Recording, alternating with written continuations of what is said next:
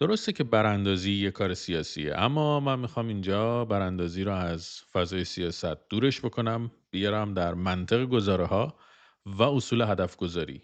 اونجا راجبش صحبت بکنم و ببینیم که در گزاره هاش داره چه اتفاقی میفته و آیا از نظر هدف گذاری اصلا امکان پذیر هست یا نیست. سلام، خیلی خوش اومدین به دنیای فرم و محتوا. من بردیاپور بهرامی هستم و این یک اپیزود دیگه از عیش جمعیه که تقدیم حضورتون میشه. میدونید که داریم در عیش جمعی راجع به موضوعایی صحبت میکنیم که به طریقی به جامعه مربوط میشن. پدیده هایی که یا در جامعه شکل گرفتن و یا در جایی دیگه شکل گرفتن، در یک زمینه دیگری شکل گرفتن و تأثیرش رو ما میتونیم در جامعه ببینیم و دنبال بکنیم و راجبش صحبت بکنیم.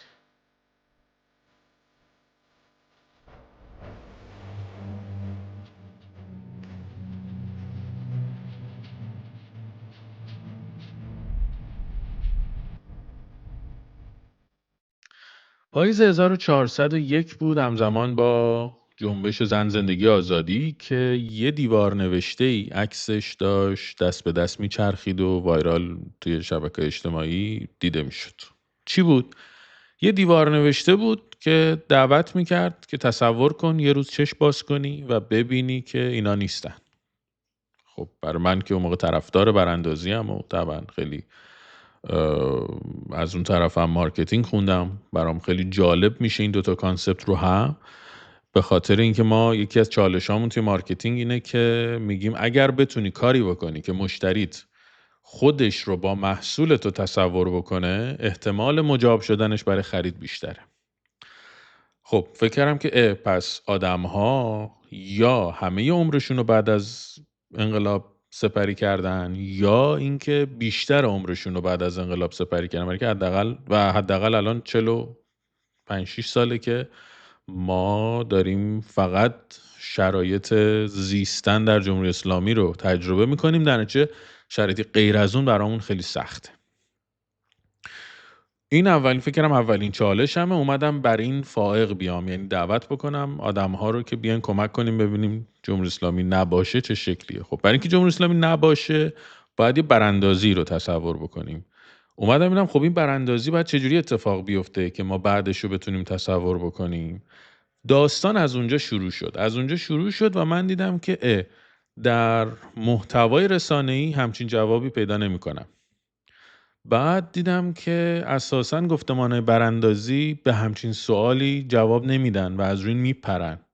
یعنی کسی راجع به این صحبت نمیکنه که خود براندازی میخواد چجوری اتفاق بیفته با هر تفکری که موافق براندازی باشیم. بعد نگاه کردم دیدم خب این اساساً حالا در رسانه که جواب نداره، برم ببینم در خود علوم سیاسی جواب داره. دیدم نه، در خود علوم سیاسی هم همچین چیزی وجود نداره، انگاری که مثلا چیز نیست. بعد اومدم دیدم خود حکومت برای این جواب داره، یعنی خود جمهوری اسلامی میدونه اگر چه اتفاقی بیفته میفته، از بین در واقع سقوط میکنه. دیدم نه، اونم چیز نیست. برای همین تصمیم گرفتم که خب بیام دو تا سنگ محک بیرونی براش تصور بکنم، یعنی همین منطق گزاره ها رو براش در نظر بگیرم و از اون طرف ببینم یه اصول و قواعد هدف گذاری آیا میخونه با این هدفی که ما میذاریم به اسم براندازی یا نه. چرا میخوام این کارو بکنم؟ چون که در واقع دارم میبینم که این کانسپت براندازی درسته که خودش سیاسیه قطعا، ولی تبدیل شده به یک مفهومی دیگه دست عموم جامعه، دیگه صرفا تو سیاست کار نمیکنه. توی اقتصاد میبینیمش، توی جامعه میبینیمش، در زندگی روزمره میبینیمش، به محضی که دور هم جمع شیم میبینیمش. حتی طرفدار براندازی بودن و نبودن تبدیل میشه به یه متر و معیاری برای اینکه حتی آدما همدیگه رو فالو بکنن یا نکنن، آدما با هم ارتباط داشته باشن نداشته باشن. خیلی دوستی‌ها به هم میخوره، خیلی دوستی‌ها شکل نمیگیره، خیلی در واقع داره روی ابعاد مختلف زندگیمون تاثیر میذاره. چه اشکالی به وجود میاره؟ دو تا اشکال عمده. یکی این که زمانی که یه موضوعی یا یک پدیده‌ای از کانتکست یا زمینه تخصصی خودش خارج میشه و میفته دست عموم، کلی آسیب به همراهش میاد و این آسیب‌ها انواع آسیب هاست که یکیش رو در منطق گذاری اینجا با هم نگاه بهش میکنیم، ولی آسیب‌های دیگری داره، به خصوص برای ایرانیایی که بیرون از ایران شاید دارن زندگی میکنن این بیشتر به چشم میاد. خیلی از افراد بیرون از ایران تبدیل شدن به آدم‌های دور افتاده از واقعیت وطن که حالا منتظرن جمهوری اسلامی سقوط کنه و اینا برگردن به ایران، آرزوشون رو برگردن فلان این داستانا. خب این حالا من کاری به آسیب‌های اجتماعی بعد از انقلاب و آسیب‌هایی که وجود داشته و اینا اینجا کاری ندارم اینجا یه مسیر دیگر رو ما داریم میریم جلو و خیلی انرژی، نیرو، فکر، توان افراد داره هدر میره بابتش و این یه زنگ خطری بود برای من. یعنی خیلی از آدما همه چی موکول میکنن انگار به یه بعدی یا مثلا به یک امیدی دارن زندگی میکنن و این امیده هم الان با هم میخوایم ببینیمش که این امیده داره تبدیل میشه به یه امید غیر قابل بحث و مذاکره ای.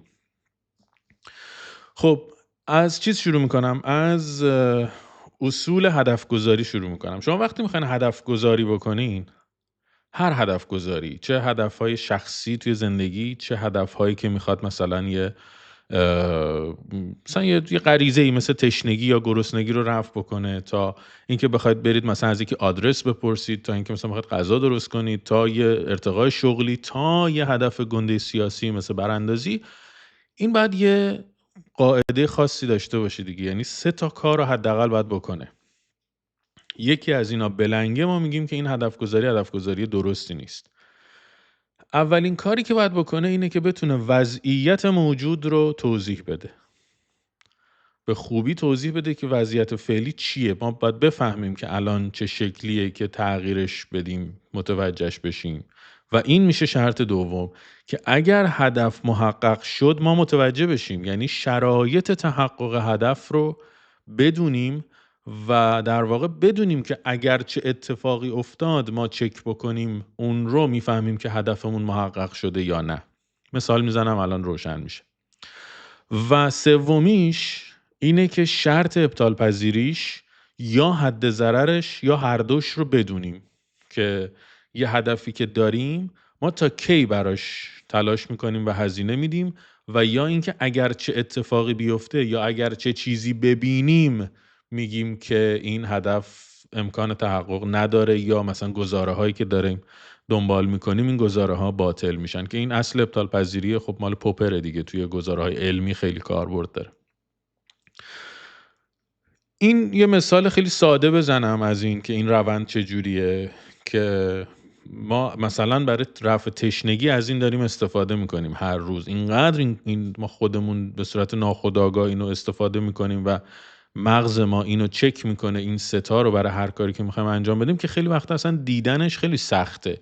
مثلا شما اگر احساس تشنگی بکنید میخواین برین آب بخورین، اول از همه بدن من باید بدونه که احساس تشنگی چه جور چیزیه. یعنی من چه احساسی دارم وقتی میخوام بلند شم برم آب بخورم. یعنی شرایط فعلی رو میتونم توضیح بدم، شرایط تشنگی. میگم اگر این احساس رو داشتم، این حس رو داشتم، اینجوری بود فلان فلان، من میگم تشنمه. پس در توصیف شرایط، در توصیف وضع موجود باید کار بکنه.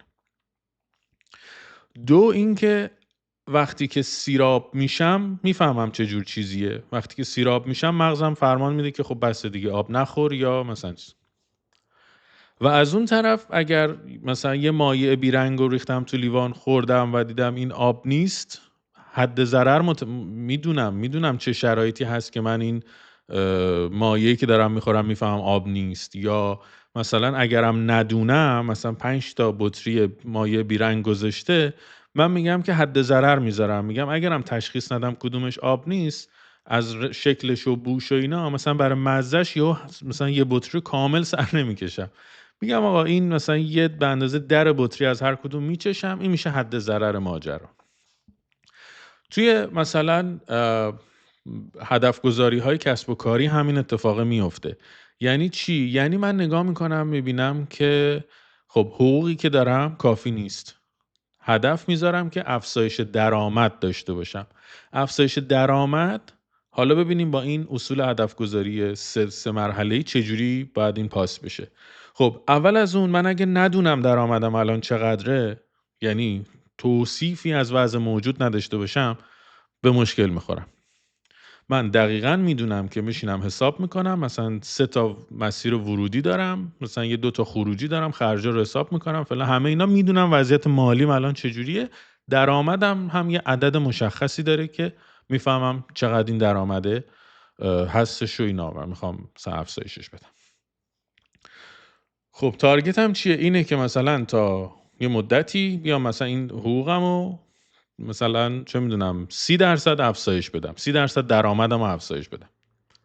خب این که چجوری میتونم چک بکنم که حقوقم 30% یا درآمدم 30% زیاد شده، اینم باید بدونم. یعنی من وقتی ندونم کجا رو باید چک بکنم ببینم حقوقم زیاد شده، درآمدم زیاد شده یا نه، خب عملاً اون هدف گذاری بی نتیجه است دیگه. فرض کنید که من به هیچ کدوم از حساب‌های بانکیم دسترسی ندارم و یه ورودی داره میاد و خب من نمیدونم آیا محقق شد نشد، ولی وقتی که چک بکنم بتونم اپ مثلا بانکو باز کنم، حسابایی که دارم مجموع ورودی های یک ماه رو حساب بکنم و ببینم که این مثلا 30% به قبلی اضافه شده، میفهمم که این هدف گذاری اتفاق افتاده.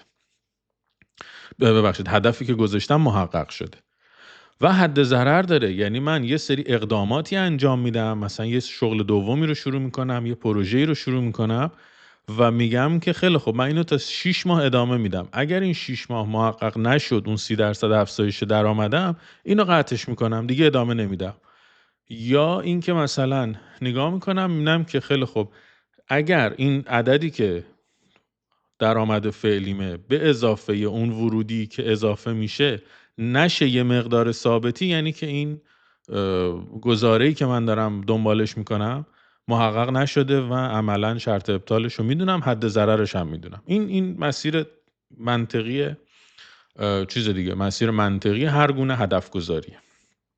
خب اما وضعیتی که پیش اومده در هر گونه گفتمان براندازی که نگاه بکنین، ما میبینیم که در هر ستای اینا مشکل داره. یعنی در توصیف دقیق و ساختاری وضع موجود ناتوانه که حالا یه خورده توضیحش میدم اینو. در تعریف شرایط عینی تحقق پیروزی هم عاجزه که اینم میبینیم با هم، و نه شرط ابطال پذیری داره نه حد ضرر داره. یعنی من با هر کسی صحبت کردم، بالای شاید مثلا 100 نفر صحبت کردم در مورد این موضوع که اینا رو ازشون پرسیدم، گفتم آقا یا خانم اینا رو میدونین و شما طرفدار براندازین، میتونین به این 3 تا سوال، به این 3 تا گزاره، به این 3 تا شرط در واقع جواب بدین، یا اساساً کسی رو میشناسین که به این جواب داده باشه و نیست. و مشکل از یه جایی به بعد برای من دیگه این نبود که آدم‌هایی این جوابو نمیدونن. مشکل این بود که آدم‌ها نمیدونن جواب این ستا در گفتمان‌های براندازی اصلا وجود نداره. خب و این در واقع پیشنهادی است برای فکر کردن از طریق منطق گزاره‌ها و پروسه هدف گذاری به مفهوم براندازی. بریم جلو ببینیم چجوری اتفاق میفته. بحران اولی که گفتیم بحران توصیف داره مسئله براندازی. یعنی چی؟ یعنی که آنچه که ما به عنوان براندازی میخوایم دنبال بکنیم هیچ توصیفی از اون چیزی که میخواد بره براندازیشو انجام بده نداره. یعنی توصیف ساختاری دقیق، اینکه تعریف بکنه که آقا این جمهوری اسلامی چیست. وقتی صحبت از این میخوان بکنن که جمهوری اسلامی چیه، خب اینو صرفا یه دشمن میبینن که میخوان برن از بینش ببرن. خب این خود این که به یه حکومتی میگیم دشمن خودش یه سری آسیب ها داره، ولی حالا کاری با اون ندارم. ما صرفا با همین ترم دشمن میریم جلو اینجا ببینیم به چی میرسیم. خب این دشمنه رو میگیم توصیف بکنیم دیگه در گفتمان براندازی. توصیفایی که از دشمن اتفاق میفته رو شما ببینین: ضحاک زمان، جرثومه فساد، دیکتاتوری قرون وسطایی، حکومت ملاها، نمیدونم شر مطلق، سیاهی مطلق، قاتل جوونا فلان.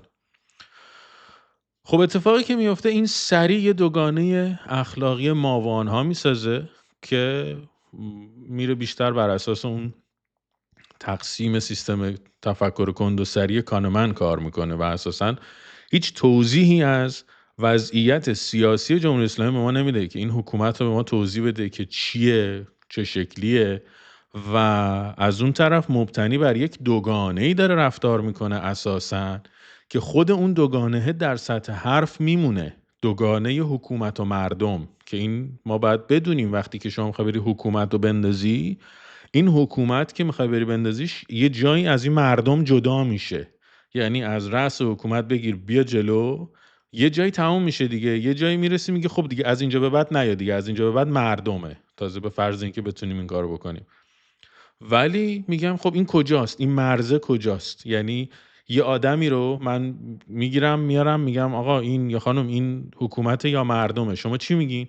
این واگذار میشه به عرف، انگار هیچ تعریف مشخصی نداره، و این که واگذار میشه به عرف خودش یه مشکل دیگه است، خودش یه معضل دیگه است، برای اینکه اون وقت فقط بسته به اینکه تعداد بیشتری توافق میکنن که این طرف جزء حکومته یا این طرف جزء مردمه، این فقط شانس بقا و نابودی یه نفر رو میبره مثلا بالا، بسته به اینکه بتونه مجاب بکنه که من مردم هم بتونه مجاب. همین الان میبینیم دیگه انواع آدم‌های وجود دارن که در شبکه‌های اجتماعی مثلا اینا سوژه میشن و یه دعوایی سرش شکل میگیره که یه سری میگن یه بیشرفه این با حکومته، اون یکی میگه نه بیشرفه با فلانه، اون میگه مردمه، این نمیدونم با شرفه برای یکی نیست فلان. یعنی میسپره به عرف، هیچ تصویر شفافی ازش وجود نداره و این خیلی خطرناکه. این خیلی خطرناکه به دلیل اینکه یک عالمه در صورت تحقق یک عالمه دادگاه صحرایی میتونه تشکیل بشه. یعنی ما وقتی نمیدونیم که این حکومت کجا از مردم جدا میشه، یعنی مثلا چه میدونم رئیس شعبه یه بانکی، رئیس شعبه بانک مرکزی، نمیدونم رئیس شعبه اصلی یه بانکی جزء مردم یا حکومت، نمیدونم اون کارآفرینی که برای مثلا تامین مواد اولیه داره با دولت همکاری میکنه این جزء مردم یا جزء حکومت، نمیدونم از اون طرف ارزم به خدمتتون که توی پادگانا بخوای نگاه بکنی مثلا تا کدوم درجه جزء حکومت، از کدوم درجه به بعد جزء مردمه، این اصلا شفاف نیست و هیچ جوابی براش وجود نداره، هیچ جا مطلقاً پیدا نکردم. اگر جایی هست اینا به ما هم بگین. خب و میبینیم که بخوایم توصیف بکنیم یک حکومت پیچیده ای رو به لحاظ ساختاری مثل جمهوری اسلامی، حداقل این 6 تایی که اینجا هست میشه جداسازی کرد و میشه جداگونه اسم برد که هر کدوم باز خودشون در هم تنیده و پیچیدگی‌های خاص خودشو دارن. ما یه دم و دستگاهی داریم نهاد رهبریه، یه دم و دستگاهی داریم دولت رسمیه و کلی بوروکراسی خودشو داره، از اون طرف نهادهای نظامی امنیتی که تازه نظامی و انتظامی اینا از هم جدا میشه، بعد تازه مثلا نظامی امنیتی ها انواع دارن، نمیدونم مردمی غیر مردمی دارن فلان، بعد میایم بنیادها و نهادهای اقتصادی شبه دولتی کلی وجود داره، از اون طرف بعد یه شبکه ایدئولوژیک و تبلیغاتی وجود داره، بعد میرسیم تازه به مراکز قدرت غیر رسمی. خب اینا چیزایی که خیلی حالا خلاصه دارم میگم و رد میشم، این یه همچین ساختاری رو توی این حکومت جمهوری اسلامی ما میبینیم. در نتیجه جواب اینه که خب اینو کدومش رو میخوایم به عنوان براندازی هدف قرار بدیم. خب میریم جلوتر و ببینیم که بحران تعریف هم داره، یعنی در لحظه پیروزیش هم که راجع بهش تیکه صحبت کردیم، ولی عملا این که ما اینجوری تصور بکنید، اینجوری بذارین سوالشو مطرح بکنم که یه نفر داخل ایرانه، ما بیرون از ایران وایسادیم منتظریم که به ما خبر بدن که مثلا حکومت تموم شد، ما مثلا براندازی انجام شد، ما میخوایم برگردیم ایران. خب یه نفر باید به من زنگ بزنه بگه که مثلا بلیت بگیر بیا حکومت افتاد، من میگم خب چی شد، چی دیدی که حکومت افتاد، الان به من زنگ زدی میگی اینو؟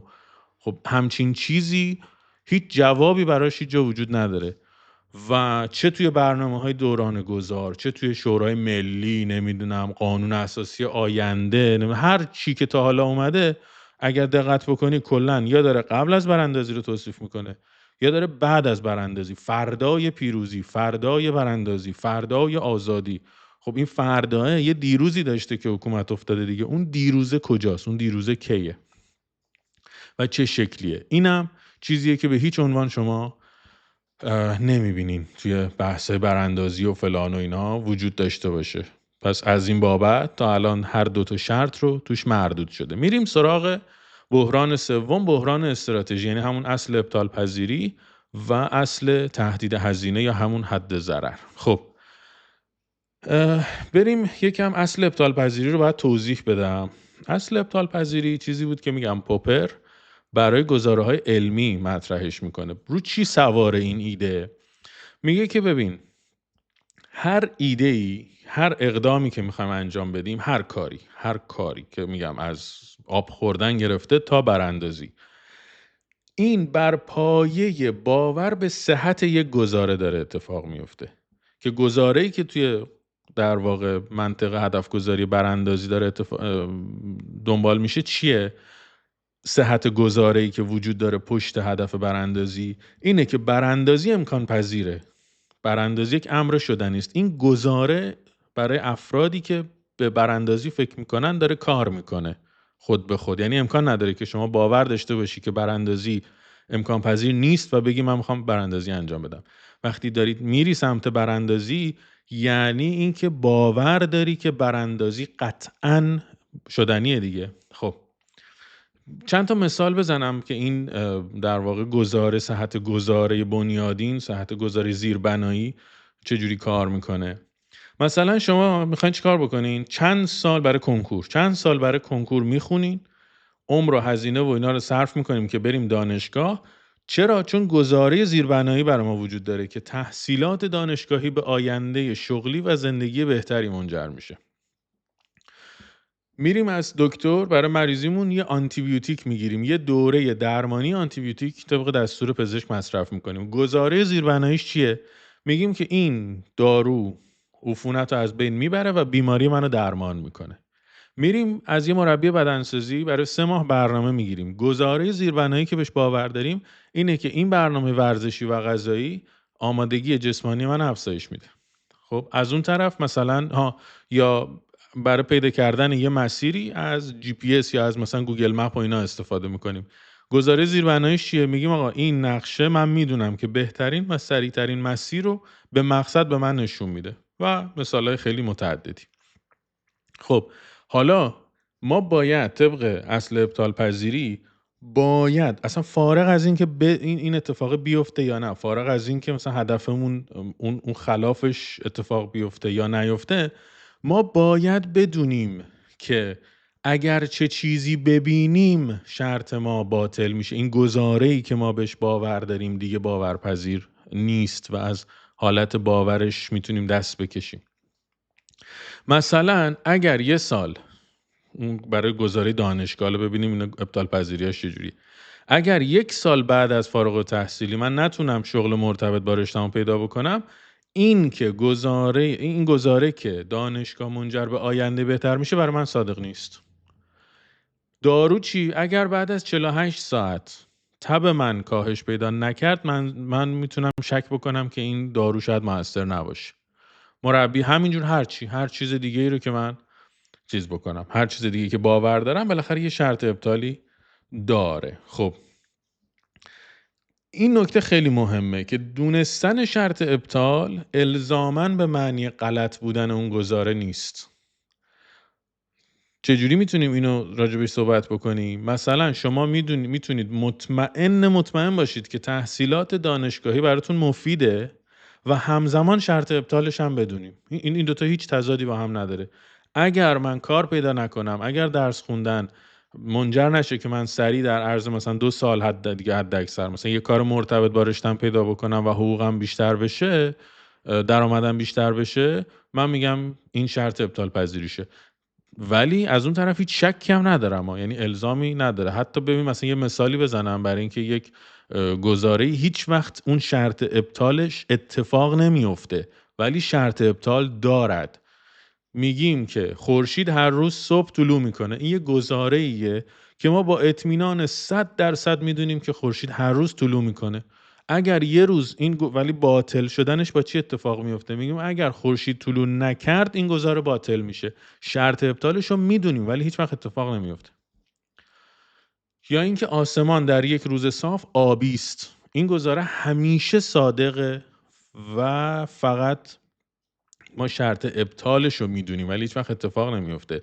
یعنی اگر یه روز صاف رو ببینیم آسمون مثلا چه میدونم بنفش بود، آسمون چه میدونم قهوه‌ای بود، میگیم خب این گزاره باطل میشه. میدونیم چه شرطی میاد اونو باطل میکنه حتی اگر اتفاق نیفته. چرا حیاتیه این داستان؟ دونستنش خیلی قضیه رو عقلانی میکنه، برای اینکه ما فقط دو سری عملاً گزاره‌های ابطال ناپذیر داریم. یه سری گزاره‌ها ایمانی و متافیزیکی هن. این که میگیم آقا خدا وجود داره یا روح جاودانه است. این هیچ جوری نمیشه باطلش کرد، هیچ جوری نمیشه ثابتش کرد باطلش کرد. نه تو اینو باور کنی دیگه باور کردی. حالا چه هر چی هم ببینه آدم دیگه، این ابطال و در واقع باورپذیر بودنش دیگه بستگی به این داره که شما کدوم سمت اعتقادت بچربه. یه سری اینا گزاره ایمانی و متافیزیکی هن. یه سریشم گزاره هایی که حالات شخصی رو داره بیان میکنه. مثلا من میگم که الان من در ذهنم به یک سیب دارم فکر میکنم، هیچ جوره نمیشه ثابت کرد که من الان به سیب فکر نمی کنم، هیچ شرط ابطالی نداره. خب حالا برگردیم سر بحث اصلی خودمون، یعنی براندازی. براندازی که داریم دنبال میکنیم بر یک گزاره زیربنایی سوار میشه دیگه. گزاره محوریش چیه؟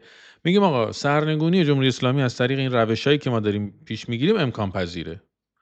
اینجا اصلا من کاری فعلا ندارم به این که اصلا همچین حرفی درسته یا نیست.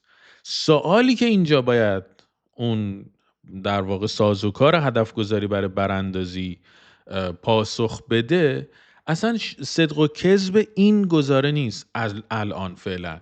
اینجا چیزی که باید جواب بده اینه که چه چیزی ببینه به این گزاره شک میکنه اون فردی که طراح یا باورمند به ماجرای براندازیه. یه شاهد نقض بیاره که آقا مثلا این اتفاق بیفته، من دیگه میفهمم براندازی امکان پذیر نیست، فارغ از اینکه در واقعیت امکان پذیر باشه یا نباشه. چیزی که تا اینجا ما میبینیم این که هر تلاشی که تقریبا از همسن خود جمهوری اسلامی داره همچین تلاشی میشه برای براندازی، مدام جوابهایی میبینیم خب چی شد که نشد. بحث اینه که هنوز زمانش نرسیده، مردم آگاه نشدن، نمیدونم تا غرب نخواد اینا نمیرن، نمیدونم خیانت میشه، ما مثلا ملت میمونن چی، حکومت سر جاش میمونه با خیانت فلان. تا الان هر جوابی بوده در توجیه این بوده که چرا تا الان براندازی اتفاق نیفتاده، و یا اینکه میگم هیچ گونه شرط ابطال پذیری ما نمیبینیم که مثلا یه نفری که باورمند براندازیه این جواب رو داشته باشه که یه شرایطی رو توصیف بکنه و بگه ببین این شرایط اگر محقق نشد براندازی هم من به شک میکنم، یا فلان اتفاق اگه بیفته به براندازی اساسا شک میکنم. فاز دوم این منطق که اصل تهدید هزینه است، این چیه؟ این هم خیلی واضح و مشخص. داستانش اینه که اگر من این هدفی که دنبالشم محقق نشد تا کی براش هزینه میدم. اینو به خصوص تریدرها خیلی خوب میشناسن. یعنی ما سرمایه گذاری انجام میدیم، میگیم که آقا مثلا چه میدونم $1000 سرمایه گذاری میکنیم، میگیم حد ضرر من $100. یعنی میام تو دل ترید، اگر مثلا $1000 $2000 که نشد هیچی، $1500 که نشد هیچی، شد $900، یعنی $100 ضرر کردم، پولامو میکشم بیرون دیگه، وای نمیسم تا ابد تا این $1000 صفر بشه. میگم اگر $100 از این $1000 رو ضرر دادم، من پولامو میکشم بیرون دیگه، اون ترید رو متوقف میکنم اونجا. برای چی باید این کارو بکنیم؟ یه وقتایی هست که اساسا یه سری گزاره ها ابطال پذیر نیست یا ابطال پذیر هست و مثلا شرایط ابطال پذیریش سنجشش خیلی سخته، اثباتش خیلی سخته، نمیتونیم به این راحتی بفهمیم که آقا این ابطال پذیر هست نیست، شرط ابطال پذیریشو داشته باشیم و اینا. اینجا حد ضرر میذاریم. یعنی شما میخوای بری مثلا کلاس گیتار ثبت نام بکنی، خب از کجا میدونی که مثلا این کلاس گیتار مناسبه یا نیست؟ همین کارو میکنیم دیگه. بالاخره کلاسی که میخوایم ثبت نام بکنیم، اگر من تشخیص بدم که اون استاد خوبیه یا نه، یعنی که من تسلطم بیشتره، در نتیجه همچین اتفاقی نمیفته. من باید ریسک بکنم، با یه استادی برم جلو. میگم که خیلی خب من مثلا هزینه 2 ترم کلاس رو میدم، 6 ماه میرم پیش این استاد، اگر خودم راضی نبودم، احساس مثلا چیزی که اگه فلان آهنگو نتونستم بزنم، احساس پیشرفتم خوب نبود، دیگه ادامه نمیدم. دیگه نمیام مثلا 15 سال 20 سال با یه استادی ادامه بدم، ولی هر وقتم ازم میپرسی خب این استاد مگه خوبه، جوابی براش نداریم و ادامه میدیم ادامه میدیم ادامه میدیم. این در واقع میشه حد ضرر. این داستان حد ضرر هم در این هدف گذاری براندازی غایبه. خب حالا این در واقع این هدف گذاریه این 3 تا شرط رو هیچ کدوم نمیتونه پاس بکنه و در نتیجه یک گزاره منطقی نیست لااقل. حالا محقق شدن نشدن هر چیش اون سر جای خودش، در کانتکست منطق گزاره ها وقتی که نگاه میکنیم به ماجرا، از پاسخ دادن به هر 3 شرط هدف گذاری مناسب و درست عاجز میمونه. خب حالا از اون طرف هم میتونیم به این بپردازیم که خود جمهوری اسلامی تو این وضعیت اوضاعش چجوریه، که خب اوضاع خیلی خوبی نداره واقعا، ولی اینکه حالا دقیق بررسی بکنیم که کجاها چه تفاوتایی داره، چه جوری داره کار میکنه و اینها، برای که این اپیزود خیلی طولانی نشه اینو میذاریم برای یه اپیزود دیگری در همین مجموعه شاید. و در آخر فقط میخوام یه نتیجه بگیرم که بر اساس منطق گزاره ها و اصول هدف گذاری، براندازی نه منطقیه نه اصول هدف گذاری رو پاس میکنه برای دنبال کردن و فقط انرژی رو هدر میده، فکر رو هدر میده و یه در واقع آرمانی شده که معلوم نیست تا کی آدم ها میخوان بهش امید داشته باشن، چجوری پیشش ببرن. و ضررهایی که میزنه اینه که یک، دستاوردهای خیلی زیاد این مدت نادیده گرفته میشه و همش کسایی که در پی براندازی صحبت از این میکنن که مردم ایران بی‌لیاقتن، مردم ایران تنبلن، نمیدونم حاضر نیستن هزینه بدن فلان فلان فلان، یا این که مثلا میگن هیچ اتفاقی، هر چی رفتیم جلوتر اوضاع خرابتر شد، اوضاع بدتر شد و این همه دستاوردی که ملت این همه سال به دست آوردن بالکل نادیده میگیره و میتونه منجر بشه به اینکه کامل ناامیدی آدم‌ها رو در واقع ببینیم از پس باور به براندازی و تلاش برای براندازی. و اینکه پس از اون طرف حالا یک پیشنهادی هم هست برای این که به جای براندازی هدف گذاری های دونه دونه، یعنی مواردی رو برای اصلاح در جامعه انتخاب بکنیم بر اساس کارمون، هدفمون، نمیدونم علاقمون، تخصصمون، یکی یکی بریم سمتش، سازوکار تغییرش رو پیدا بکنیم. اگر یه سازوکار اجتماعی میخواد آدم‌های مناسبش جمع شن دور اون تغییر و اون تغییر رو رقم بزنن، اگر نمیدونم سازوکار اقتصادی میخواد اقتصاددانا یه فکری بکنن و این دونه دونه هدف گذاری خیلی منطق مطالبه گری بهتری رو در پی داره تا اینکه حتی آدم برسه به اون هدف غایی و نهایی که تو ذهنشه به اون سمت حرکت بکنه. اینا همه در واقع یک تغییر به اصطلاح گفتمان لازم داریم برای اینکه بتونیم دوباره به یک زبان مشترک برسیم در جامعه و هدف گذاری ها حالا یکی یکی انجام بشه و بره جلو. همین گفتم این چارچوب رو باتون در میون بذارم، اگر جوابی براش وجود داره خوشحال میشم بشنوم، اگر نه که دوست دارم نظرهای مختلف رو بشنوم راجبش و گفتگو بکنیم. تا اپیزود بعدی در تماسیم.